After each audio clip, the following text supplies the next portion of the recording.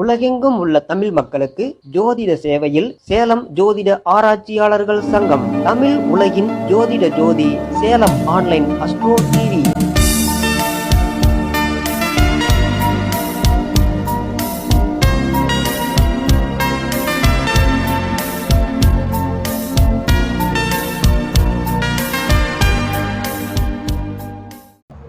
அனைவருக்கும் வணக்கம். சேலம் ஜோதிட ஆராய்ச்சியாளர்கள் சங்கத்தினுடைய 20வது மாதாந்திர கருத்தரங்க நிகழ்ச்சி இனிதே தொடங்கி சிறப்பாக நடைபெற்று கொண்டிருக்கிறது. இந்த நிகழ்ச்சியில் பங்கேற்க வந்திருக்கக்கூடிய அனைத்து ஜோதிட பெருமக்களுக்கும் மகிழ்ச்சியான வரவேற்பை கொடுத்து நிகழ்ச்சியில் தொடர்ந்து ஜோதிட பெருந்தகை ஜோதிட விற்பனர் VM கணேசன் ஐயா அவர்கள் இந்து லக்கினம் என்ற தலைப்பில் உரையாற்ற உள்ளார். அவரது இனிமையான உரையை மகிழ்ச்சியோடு வரவேற்போம்.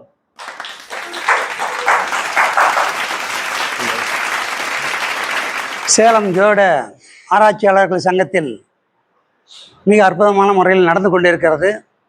இந்த கருத்தரங்குக்கு வருகை தந்திருக்கும் அனைத்து ஜோதிட மேதைகளுக்கும் பேராசிரியர் அவர்களுக்கும், முக்கியமாக தலைவர் அவர்களுக்கும், பொருளாளர் அவர்களுக்கும், ஐயா துரைசாமி ஐயா அவர்களுக்கும், மற்றும் ஜோதிட மகளிர் அணி தலைவி அவர்களுக்கும் முதற்கண் நன்றி கலந்த வணக்கத்தை தெரிவித்துக் கொள்கிறேன். முக்கியமாக DNA எனக்கு பேச்சுக்கு உறுதுணையாகவும் கருத்துக்கு உரம் சேர்க்கும் வண்ணமாக ஆதரவு கொடுத்து கொண்டிருக்கும் அருமை நண்பர் DNA மகான் மரமுனி ஜோதிடர் ஸ்ரீ சௌராஜன் ஐயா அவர்களுக்கு என் நன்றி மலர்களை காணிக்கையாக்குகிறேன். ரைட்டு. இப்போது இந்த தச பொருத்தம் அப்படின்னு சொல்லி சொன்னார். 10 விதமான பொருத்தங்கள். சில ஜோசியர் இது 10 விதமான பொருத்தங்கள் வெறும் குப்பை, 10 விதமான பொருத்தங்கள் வெத்து பொருத்தங்கள் அப்படின்னு ஒரு உயர்ந்த அந்தஸ்தில் இருக்கக்கூடிய, உயர்ந்த ஆணவத்தில் இருக்கக்கூடிய, உயர்ந்த தற்பெருமையில் இருக்கக்கூடிய ஒரு தற்குறியை சொல்லிகிட்டே இருக்கிறார். அடிக்கடி சொல்லிட்டு இருப்பார். ஆனால் அதெல்லாம் நிறைய பேரெல்லாம் எதிர்ப்பலை தெரிவித்து எல்லாம் இது பண்ணாலும் கூட தன்னுடைய சுய விளம்பரத்துக்காக அடிக்கடி யூடியூப்பில் போட்டுட்டு இருப்பார் இல்லைங்களா? இப்போ தச பொருத்தங்கள்னு சொல்லக்கூடிய 10 விதமான பொருத்தங்களை குப்பைன்னு சொல்லக்கூடிய அந்த ஜோசியர் தான் அந்த குப்பையை வச்சு தான் பொழைச்சார். அந்த குப்பையை வச்சு தான் கல்யாணம் பண்ணிக்கிட்டார். அதை வச்சு தான் குழந்தை பெற்றுக்கிட்டார். அதை வச்சு தான் பெரிய பில்டிங் கட்டிருக்கிறாரு. அந்த குப்பையை வச்சு இன்னைக்கு ஏறி வந்த அப்புறம் இதெல்லாம் குப்பைன்னு தெரியுது இல்லைங்களா? இது முறையானதா? குப்பையாக தெரியுது அவருக்கு. இது என்ன நன்றி கட்டுறதானு தெரியல எனக்கு. சரி, இருக்கட்டும். இந்த தச பொருத்தங்கள் வச்சு பொருத்தம் பார்த்த முன்னோர்கள் தான் சிறப்பாக வாழ்ந்துருக்காங்க. நல்ல செழிப்பாக பொழைஞ்சா நிம்மதியாக இருந்தாங்க. 100 வருஷத்துக்கு மேலே வாழ்ந்தாங்க. இது யாரும் மறக்க முடியுமா? ஐயா சொன்ன மாதிரி 8 பொண்ணுங்க 4 பசங்க 12 பேர் 13 பேர் குழந்தை பெற்றவங்களாம் தம்பதிகள் உண்டு.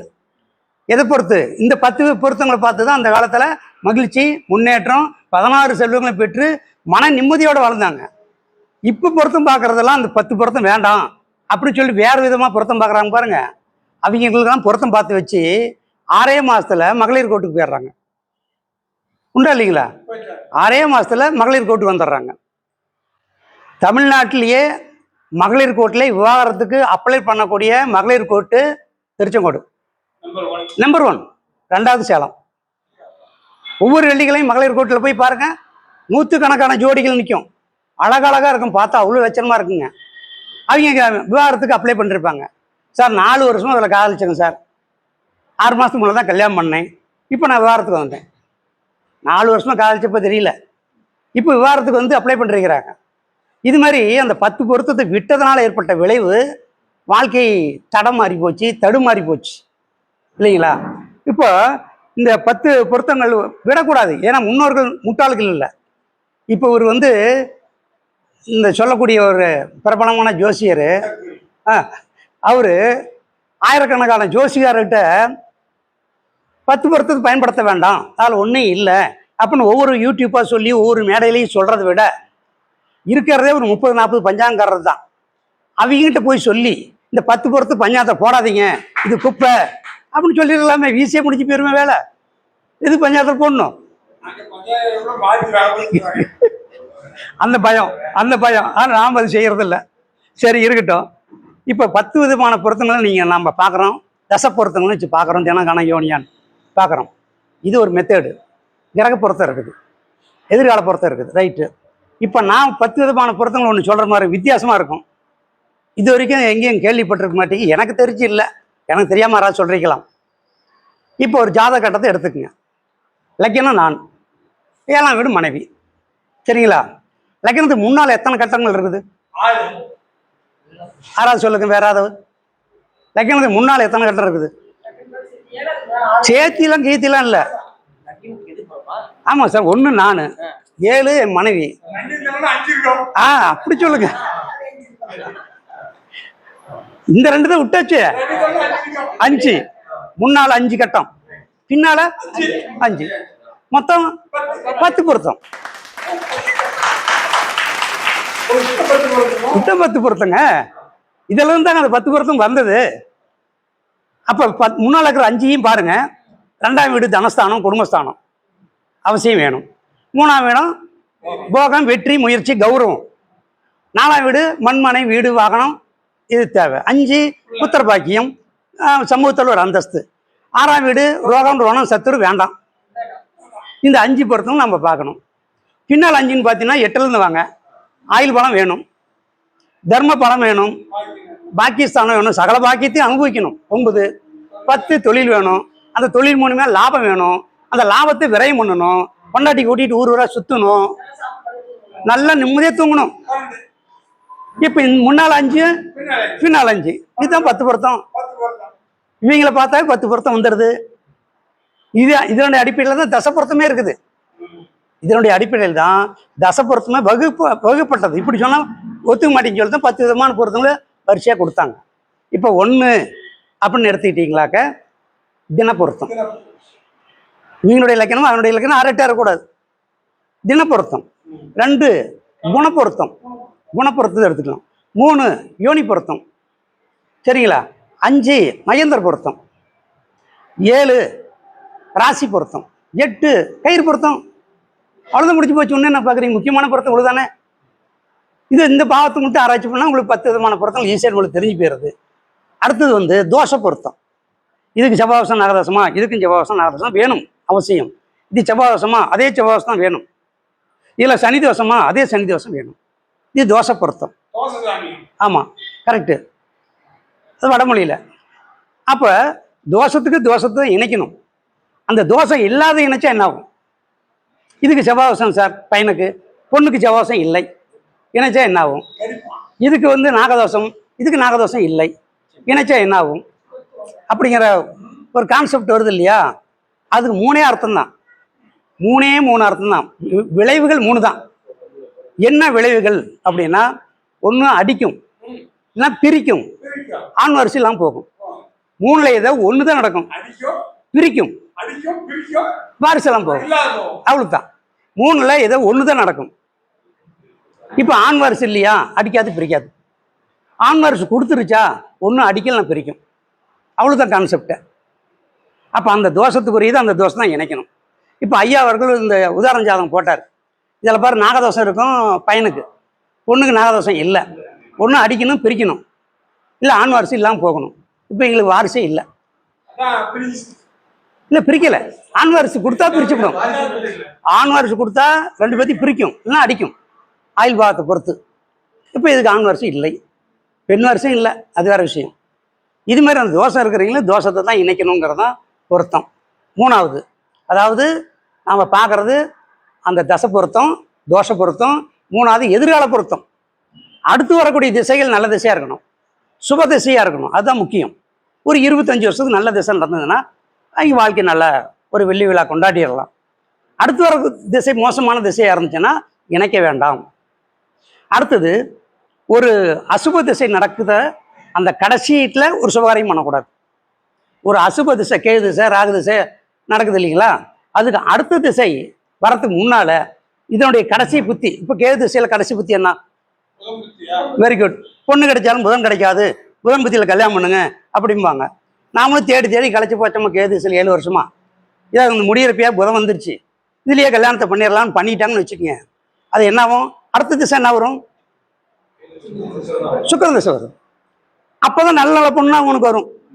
ஏற்கனவே எப்பயே பதிவு பண்ணதெல்லாம் போகிறோம். அடாடா கொஞ்சம் இருந்து பண்ணியிருந்தா அந்த சுக்கிர திசையில் கல்யாணம் பண்ணா அழகான பொண்ணுலாம் அந்தஸ்தான பொண்ணுலாம் வந்துச்சு. அந்த ஒரு ஏக்கம் வரும். அந்த ஏக்கம் வந்தால் ஆத்திரம் வரும். அந்த ஆத்திரத்தை எங்கே போய் காமிப்பான்? மனைவிட்டு கொண்டு போய் காமிப்பான். இல்லைங்களா? வாழ்க்கையில் குடும்பம் ரெண்டாவதா. அதனால ஒரு திசை முடியும் போது ஒரு காரியம் செய்யக்கூடாது, சுபகாரியம் செய்யக்கூடாது. ஒரு நாள் முடியும் போது ஒரு நல்ல காரியம் பண்ணக்கூடாது.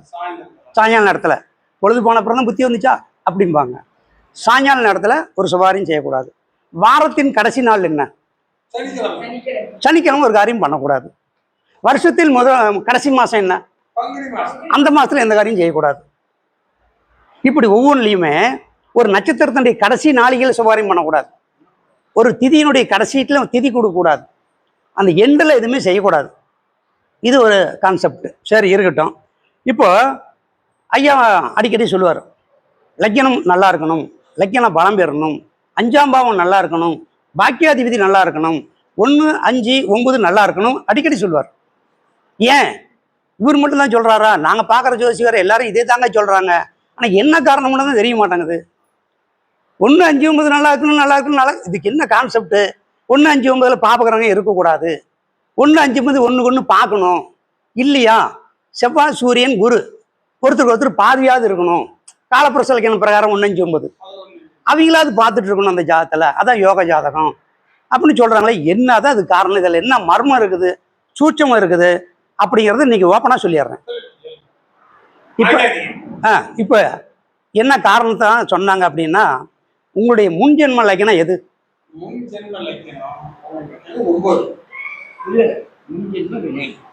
போன ஜென்மத்தினுடைய லக்னம். Very good. யாரை சொன்னாங்களே? Very good, super. 5ஆம் வீடு தான் முன்வினை. ஆமாம், முன்ஜென்ம லக்னம் 5 எனக்கு. எல்லாத்துக்கும் தான், ஒரு லக்னத்துக்கு எல்லாத்துக்குமே அதுதான். ஜென்ம லக்னத்துக்கு 5 முன் ஜென்ம லக்னம். முன் ஜென்மத்தில் நீ செஞ்ச பாவம் பண்ணிருந்தீங்கன்னா அந்த 5ஆம் வீட்டில் பாபகரங்கள் இருக்கும் இல்லைங்களா? சரி, என்னுடைய அப்பாவுக்கு முன் ஜென்மம் லக்னம் எது? லக்னம். தாத்தாவுக்கு முன் ஜென்ம லக்னம் எது? 9. அப்போ 1, 5, 9 பாபகரங்கள் வந்துருச்சு. இப்போ லக்னத்தில் எனக்கு பாபகரங்கள் இருக்குது. சனி, ராகு, கேது சம்திங் உட்காந்துருது. அப்போ நான் எப்படி அப்படி கேரக்டராக இருப்பேன்? செவ்வாய் இருக்குது, சூரியன் இருக்குது, ராகு இருக்குது. இந்த காம்பினேஷன் லக்னத்தில் இருக்கு. கோவக்காரன், முரடன், திருடன், அடாவடி இப்படிதான் இருப்பான் லக்னத்தில் இந்த பாவகரங்கள் இருந்தா. அப்படி பாபகிரகத்தில் லக்னத்தில் இருந்தால் இந்த கேரக்டர் வரும்போது இவங்க அப்பா என்ன சொல்லுவார்?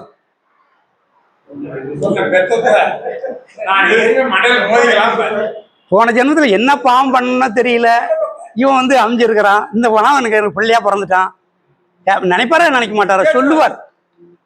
அவரையும் அறியாமையே சொல்லிட்டார். அவரையே உண்மையே சொல்லிட்டார். அவரே அறியாமையா.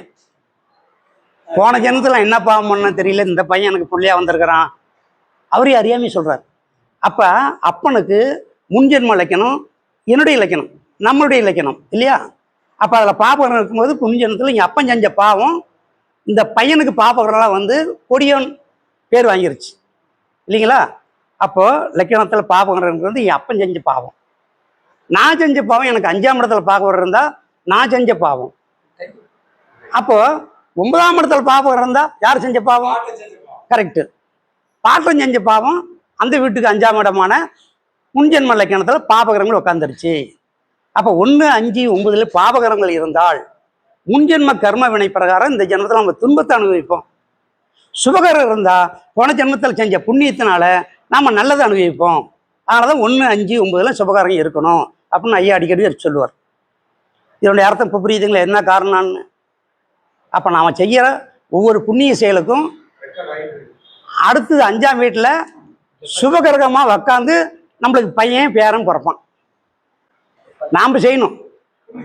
நாம் இதுக்கு மேலேயாவது நாம் வந்து எங்கள் பாட்டம் செஞ்ச பாவம் எங்கள் பூர்வீகத்தில் வாழ முடியல, எங்கள் பாட்டம் செஞ்ச அட்டூழியத்தினால தான் பூர்வீகத்தை வித்துட்டு வந்துட்டோம், அது சாபத்து இடாமல் மண்ணா இருக்குது அப்படின்னு சொல்கிறதுக்கு காரணம் என்னன்னா, சிம்மத்தில் பாபகர்கள் இருந்தால் பூர்வீகத்தில் வாழ முடியாது. யார் ஜாதகமாக இருந்தாலும் சரி. அதான் மேஷத்துக்கு 5ஆம் வீடு இல்லைங்களா? சிம்மத்தில் பாபங்கள் இருந்தாவே அவங்க வந்து பூர்வீகத்தில் வாழ முடியாது. சிம்மம் சீர்கெட்டாலும் வாழ முடியாது. சிம்மாதிபதினு சொல்லக்கூடிய கிரகம் கிடக்கூடாது. இது மாதிரி இந்த 1, 5, 9ல் சுபகரங்கள் இருக்கணும்னா நாம் புண்ணியம் பண்ணியிருந்தால் தான் சுபகரமாக அமைஞ்சு அடுத்த வாரிசு பிறக்கும். அப்புறம் இந்த பையன் பிறந்த நேரம் தான் எனக்கு இந்த கஷ்டம் வந்துச்சு, இவன் பிறந்த நேரத்தில் தான் தொழில் நஷ்டம் ஆகி போச்சுன்னு புலம்புறதால் பிரயோஜனம் இல்லை. இதெல்லாம் நீ செஞ்ச வினை இல்லைங்களா? அதே தான் 2 வரி முடிச்சுட்டான். சரி, அது 1, 5, 9 பற்றி நம்ம பார்த்தோம். அடுத்தது ஜாதகத்தில் ஒவ்வொருத்தரும் எதிர்பார்க்கறது என்ன அப்படின்னா, நான் பணக்காரன் ஆகணும், கோடிக்கணக்கான பணம் சீக்கிரம் வேணும், 50 லட்சம் கடனை 5 மாதத்தில் கடன் அடையணும். எந்த கோயிலுக்கு போகலாம், எந்த பரிகாரம் பண்ணலாம், எந்த பூசை பண்ணால் இந்த 50 லட்சமும் 5 மாதத்தில் அடையும். இஎம்ஐக்காரன் வீட்டுக்கு வரக்கூடாது. எனக்கு கடன் கொடுத்தவன் நல்லா இருக்குன்னு நினச்சா பரவாயில்ல, எனக்கு எவன் கடன் கொடுத்தானா அவன் சீக்கிரம் போயிடணும் இப்படி நினைச்சா இப்படி. அப்போ ஒவ்வொருத்தரும் பணத்தை நோக்கி தான் போயிட்டு இருக்கிறான். பெரும் பணம் வேணும், கோடீஸ்வரன் ஆகணும், மல்டிமீடியர் ஆகணும் அப்படின்னு நினச்சி பாடுபடுறான், கஷ்டப்படுறான். உண்மைதான். அப்போ பெரிய பணம் இருந்தால் எல்லாத்தையும் சாதிக்கலாம் அப்படின்னு நினச்சி தானே சம்பாதிக்கிறாங்க, அப்படி நினச்சி தானே வராங்க. ஆனால் பெரும் பணம் படைச்சவன் அத்தனை பேரும் திரும்பி பார்க்கும்போது என்னுடைய காலம் எல்லாம் வீணாக போச்சு, கடந்த கால வாழ்க்கையெல்லாம் வீணாக போச்சு. இல்லை வாரிசு இல்லை, அது வேற. என் மனைவியோடு சந்தோஷமாக இருக்க முடியல, நேரம் ஒதுக்க முடியல, குழந்தை குட்டிகளோடு நல்லா இருக்க முடியல, ஒரு தாவுக்கு நல்லது கெட்டதுக்கு போக முடியல. எவ்வளோ ஏக்கத்தோடு இருக்கிறாங்க தெரியுமா பெரிய பெரிய பணக்காரங்களா? ஏன்னா அடிப்படை சம்பாதிக்கிற வரைக்குமே நம்ம ஆரோக்கியமாக நிம்மதியாக இருக்கலாம். என்னுடைய தேவைக்கு தேவை பணம் எல்லாம் இருக்குது, அடிப்படை தேவை, இருக்க இடம், உடுக்க உடை, உண்ணத்தை சாப்பாடு எல்லாமே இருக்குது. ஆனால் தேவைக்கு அதிகமாக சம்பாதிக்கிற பாருங்க, அப்போ நிம்மதியெல்லாம் போயிடும். அது மட்டும் இல்லை, அந்த தேவைக்கு அதிகமாக வரும்போது அந்த சொத்தை காப்பாற்றணும், அதுக்கு மேலே சம்பாதிக்கணுங்கிற எண்ணம் வந்துடும். ஏன்னா அடிப்படை சம்பாதிக்கிற வரைக்கும் தனக்காக வாழ்கிறான், அடிப்படை மீறி சம்பாதிக்கிற மாதிரி அடுத்தவனுக்காக வாழ்கிறான். அடுத்தவன் என்ன சொல்லிடுவான், என்ன பார்த்தா 6 மாதம் விளம்பரமே வரல டிவியில், கம்பெனி ஊற்றிக்கிச்சா, என்னப்போ 2 வருஷம் ஆச்சு ப்ளஸர் வாங்கி இந்த கார்லேயே ஒன்றும் போயிட்டுருக்குற சொல்லிவிட்டானா, இந்த காரை ஒன்றே வந்த விலைக்கு விற்றுவிட்டு வேறு கார் வாங்க. அடுத்தவனுக்காக தான் வாழ்கிறான். சார் ஒரு 10ல் 450 மார்க் வாங்குறான் சார் ஒருத்தன், அவன் கவலைப்படுவான், இன்னும் மார்க் வந்துருந்தா பரவாயில்லன்னு, கஷ்டப்பட்டு படித்தனே இன்னும் மார்க் சேர்ந்து வந்துருக்குன்னு நினச்சேன் அப்படிம்பான். இந்த 300 மார்க் வாங்குறான் பாருங்க, கவலையே பட மாட்டான், இது கிடைச்சது எனக்கு பெருசும்பான்.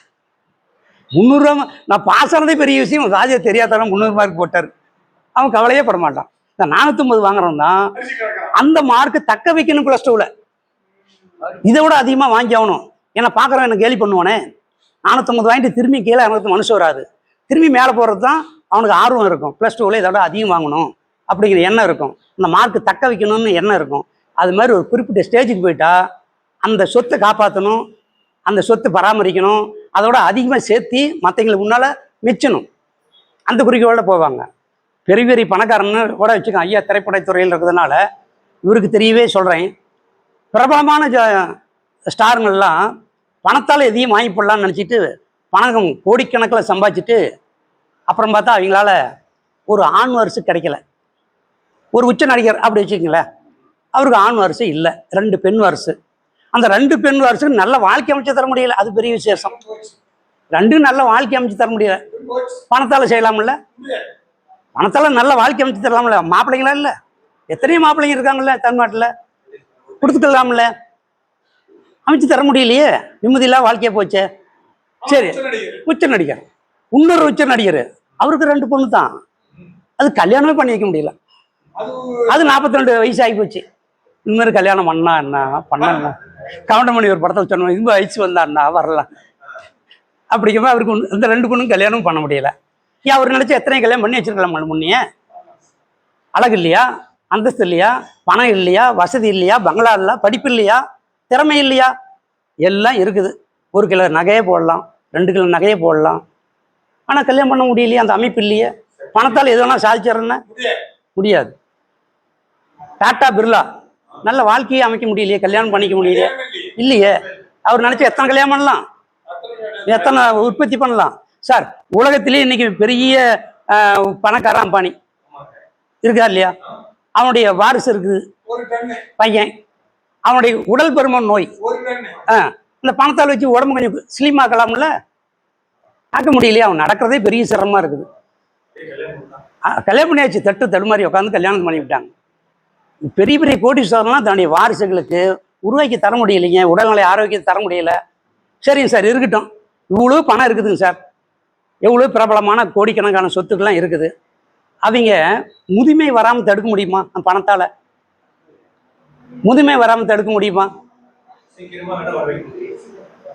சீக்கிரம் வர வைக்கும், வரவழைக்க முடியும். அந்த பணத்தால் முதுமை தடுக்க முடியாது இல்லையா? தடுக்க முடியாது. சரிங்க சார், நோவு வராமையே தடுக்கலாமா பணத்தால? நோவு சரி, சாவியா தடுக்க முடியுமா? இன்னும் 2 வருஷம் தள்ளி. அப்புறம் எதுக்கு இந்த துண்டு பேப்பரு? அப்புறம் எதுக்கு இந்த துண்டு பேப்பரு? முதுமையும் வராம தடுக்க முடியல, நோவும் வராம தடுக்க முடியல, சாவும் வராம தடுக்க முடியல. அப்புறம் எதுக்கு இந்த துண்டு பேப்பர் வச்சுட்டு இருக்கிற? அது தூக்க மாத்திரை போட்டுக்கலாம். யோசனை பண்ணி பாருங்க, நம்ம இத்தனை கட்டு இந்த ரூமே எடுக்கலாம் சார். ஒவ்வொரு மந்திரிகிட்டையும் இந்த ரூமே எடுக்கனாலும் எடுக்க முடியாது. அந்த அளவுக்கு கட்டா பணம் இருக்குது. ஆனா அந்த பணத்தை வச்சுட்டு என்ன பண்ண போற நீங்க? நம்மளாட்ட 3 வேளை சாப்பாடு சாப்பிட முடியுமா? முடியாது ஐயா. ஆமா, ஒரு ஆரோக்கியமா சாப்பாடு நம்மளாட்ட சாப்பிட முடியுமா? சார் ஒன்றும் இல்லைங்க சார், நம்ம சொல்கிறோம்ல சுப்ரீம் ஸ்டாரு, சூப்பர் ஸ்டார் எல்லாம் சொல்கிறோம்ல, அவங்கெல்லாம் நம்மளாட்ட எங்கேயாவது ஒரு ஹோட்டல் கடையில் சாப்பிட முடியுமா? இல்லை ஒரு கல்யாணத்துக்கு போக முடியுமா? ஒரு கருமாதிக்கு போக முடியுமா? இல்லை, ஒரு கருமாதி தான் போக முடியுமா?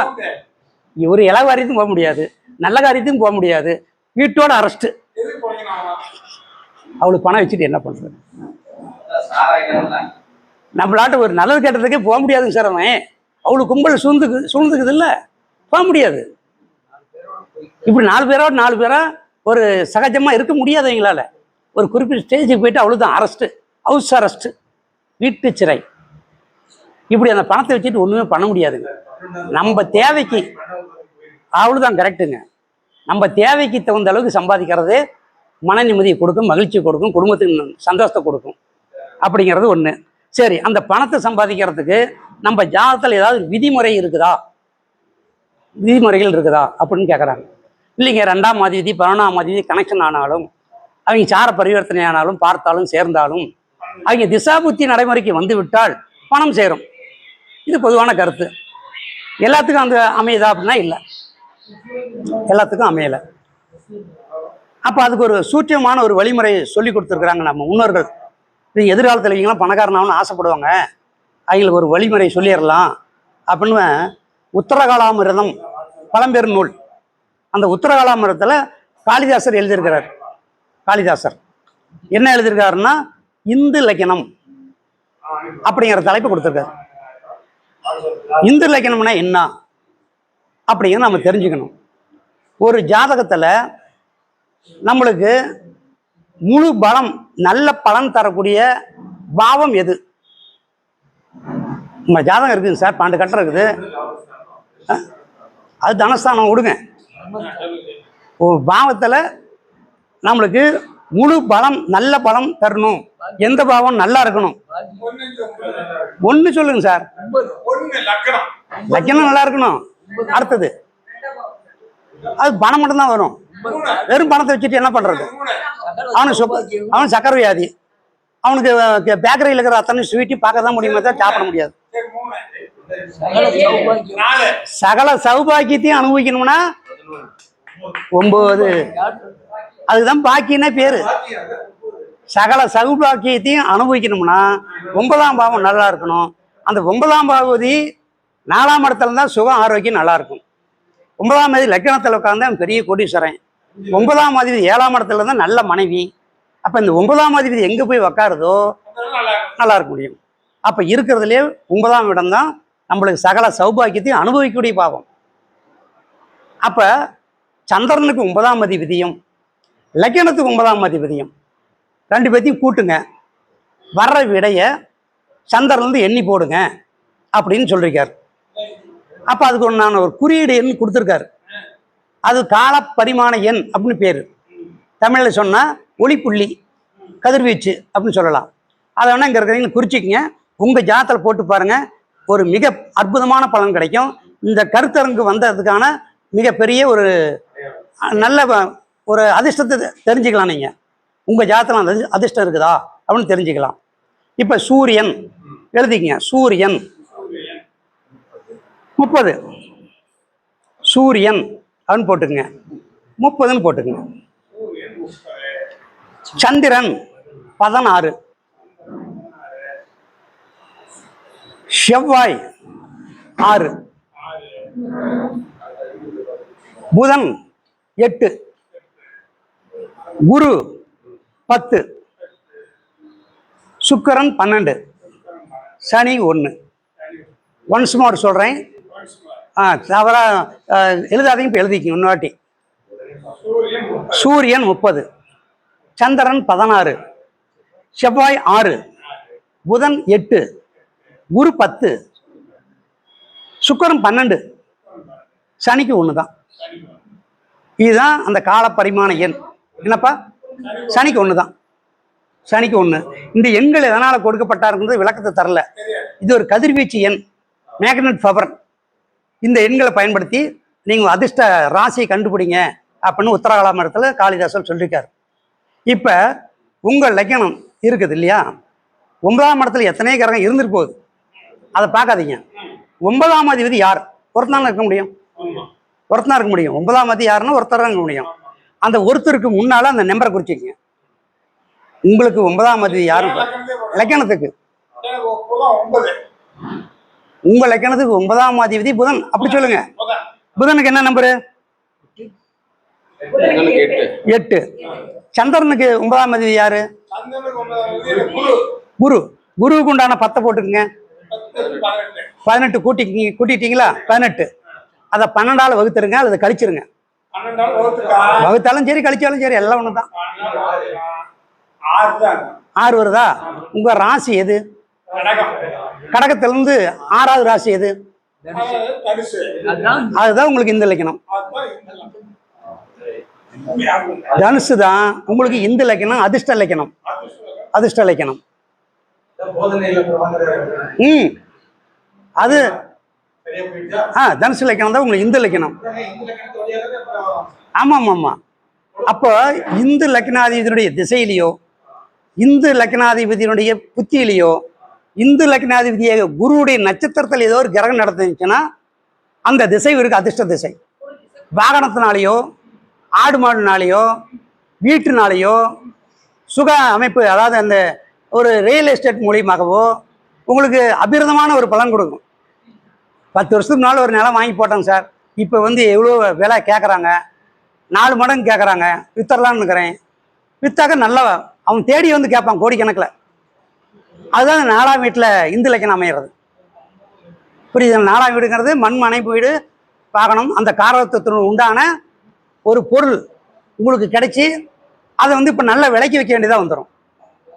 இப்போ 8ஆம் வீடு வந்துச்சுன்னு வச்சுக்கோங்க, இன்சூரன்ஸில் உங்களுக்கு பணம் வரும், பினாமியில் வரும். இந்த கட்சிக்காரன் என் பேரில் ஒரு இந்த சொத்தை எழுதி வச்சிருக்கிறான், பினாமியில் வரும். எதிர்பாராத புதையல் கிடைக்கும். உங்கள் வீட்டில் தக்காளி போடலாம், கத்திரிக்காய் போடலான்னு கொத்திக்கிட்டு இருந்தாங்க சார், டங்கு டங்குன்னு சத்தம் வந்துச்சு, ஒரு புதையல் கிடைச்சிது. அதான் சொல்கிறேன், 4ஆம் வீடு அப்புறம் தோட்டம் தானே, அப்புறம் தோட்டம். அதனால் இப்படி புதையல் கிடைக்கிறதும் ஒரு அதிர்ஷ்டம். அனாமத்து சொத்து, பினாமி சொத்து, இன்சூரன்ஸ் சொத்து, ஷேர் மார்க்கெட்டு, கிரிப்டோ ஏசன்சி, இது மாதிரி என்னன்னா உழைப்பு அதிகம் இல்லாத அதிக பணம் வரக்கூடிய வழியை எல்லாமே இந்த லக்னம் தரும். புரியுதுங்களா? இந்த லக்னம் கொடுக்கும்.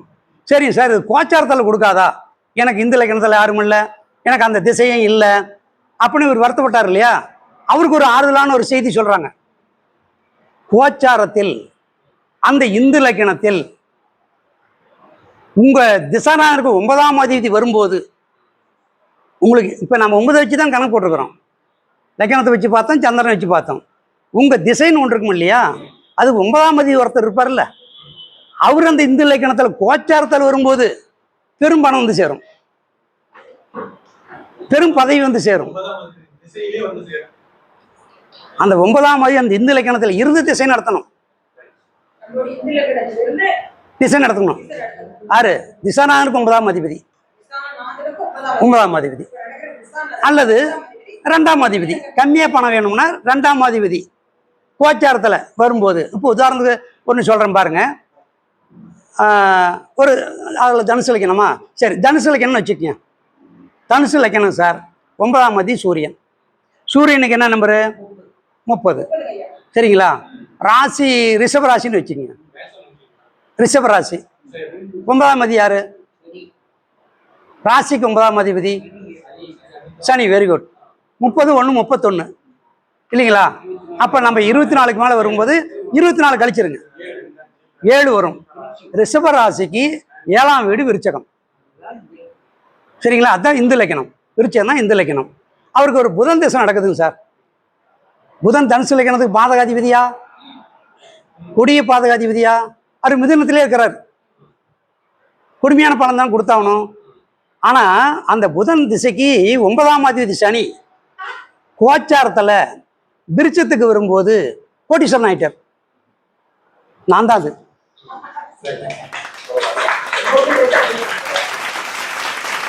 ரெண்டாயிரத்தி 17 அக்டோபர் 2ஆம் தேதி அந்த சனி விருச்சிகத்துக்கு கரெக்டாக வந்துச்சுங்க. திசாநாதனுக்கு 9ஆம் அதிபதி வந்தாருங்க. 1 கோடி ரூபாய் சொத்து எனக்கு கிடைச்சிது. புரியுதுங்களா எப்படின்னு? 9ஆம் அதிபதி எங்க உட்காந்தார் வந்தாலும், கோச்சாரத்தில் வந்தாலும், இல்லை தனாதிபதி வந்தாலும் 2 குறைவன் அந்த கோச்சாரத்தில் இந்து இலக்கணத்தில் கோச்சாரத்தில் வரும்போதும் அது கிடைக்கும். இப்போ தனுசு இலக்கணத்துக்கு 2 குறைவன் யாரு? அது விருச்சிகத்தை வந்துச்சு, இல்லை பணம் வந்துருச்சு. 2ஆம் அதிபதி உட்காந்தாலும் சரி, அவர் 9ஆம் அதிபதி உட்காந்தாலும் சரி. இப்போ நிறைவாக உங்களுக்கு ஆச்சரியப்படக்கூடிய அளவுக்கு ஒரு ஜாதகத்தை சொல்லி முடிக்கிறேன். 22/6/1974 சுகர் நாடி அப்படி ஒத்து பார்க்குறாரு என்ன. 8:35 AM 8:35 AM பூசம் 1ஆம் பாதம், சென்னை. இது ஆண் ஜாதகம், இது ஆண் ஜாதகம். பூசம் 1ஆம் பாதம், கடகல் அப்படி கூட வச்சுக்கலாம் கொடுங்க. கடகராசி ஐயா சொன்ன மாதிரி கடக இலக்கணம், கடகராசி. ரைட்டுங்களா?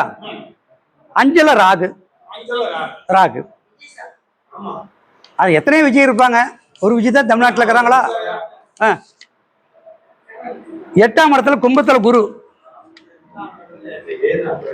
ரிஷபத்துல சுக்கிரன் கேது, 12ல சனி புதன் சூரியன்,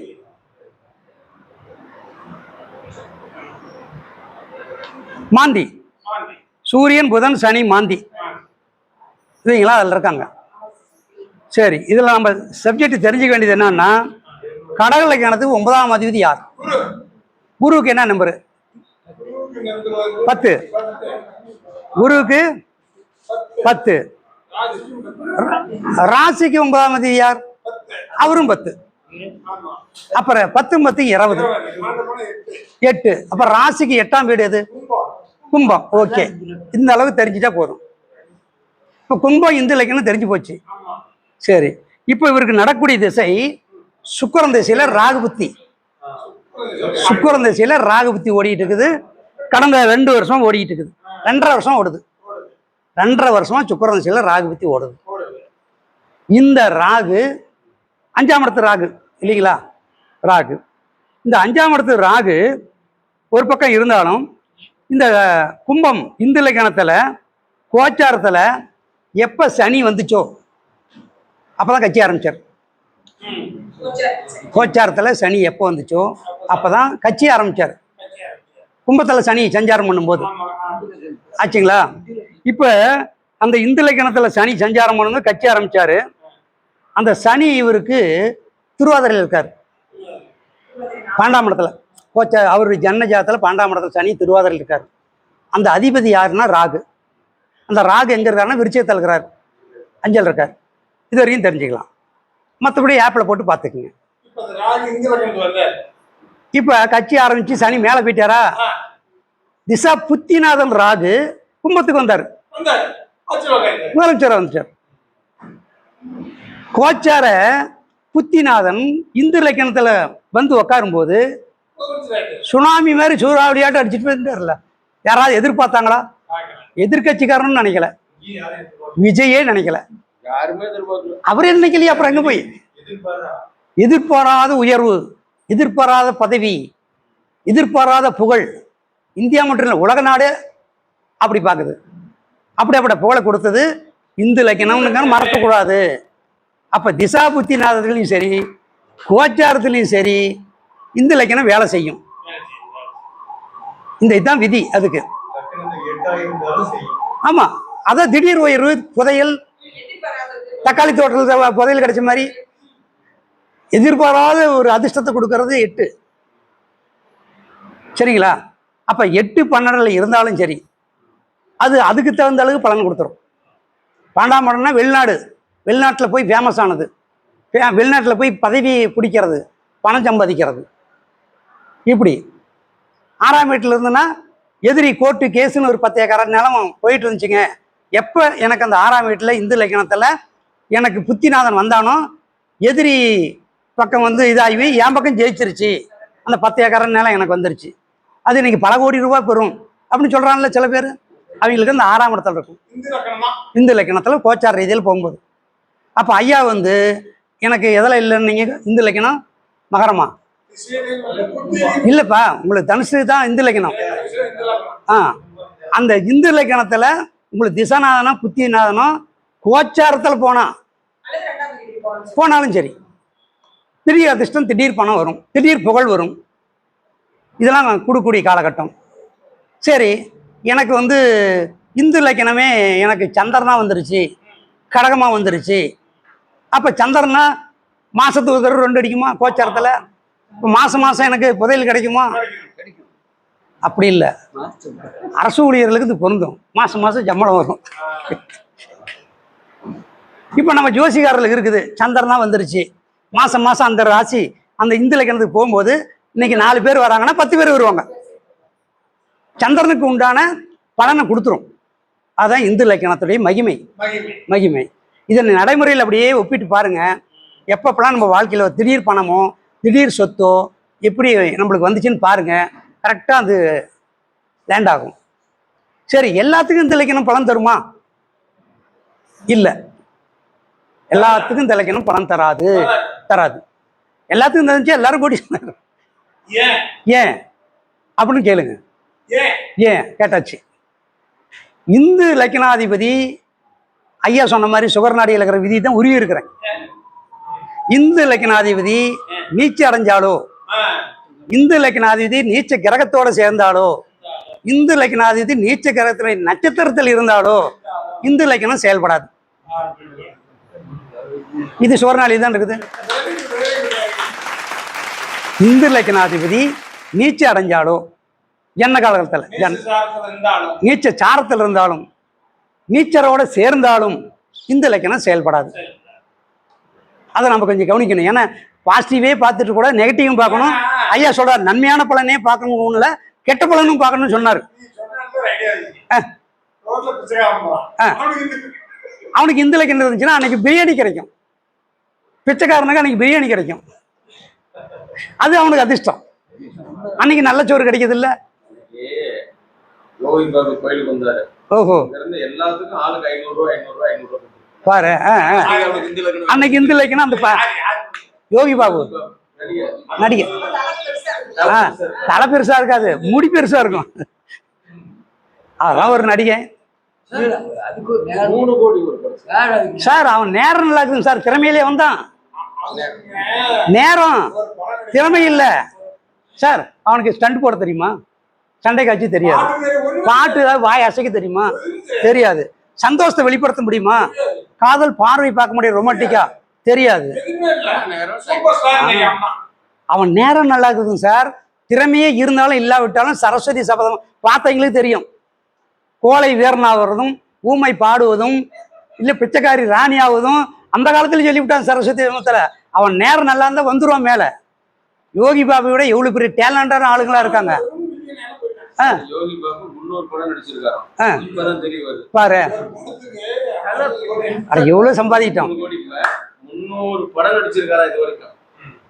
அப்படின்னா தெரியல. அவன் அது நீங்க டைரக்ஷன் அனுப்புறோம். அது ஏதோ கொஞ்சம் தெரியும். ஏன்னா அந்த சினிமா நாலேஜ் எல்லாம் தெரியணுமே. அது மாதிரி இந்து லக்னம் செயல்படாமல் போறதுக்கு காரணம் அந்த கிரகம் நீச்சசாரம், நீச்ச கிரகம் நீச்சமா போறது.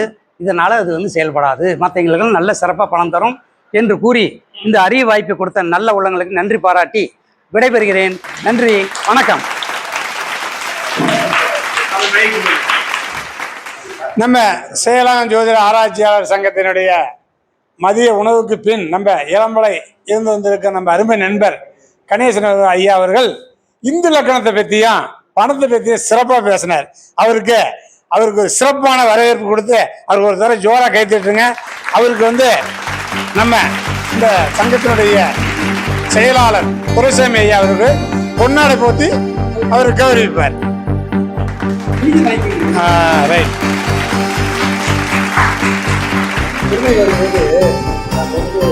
வரும்போது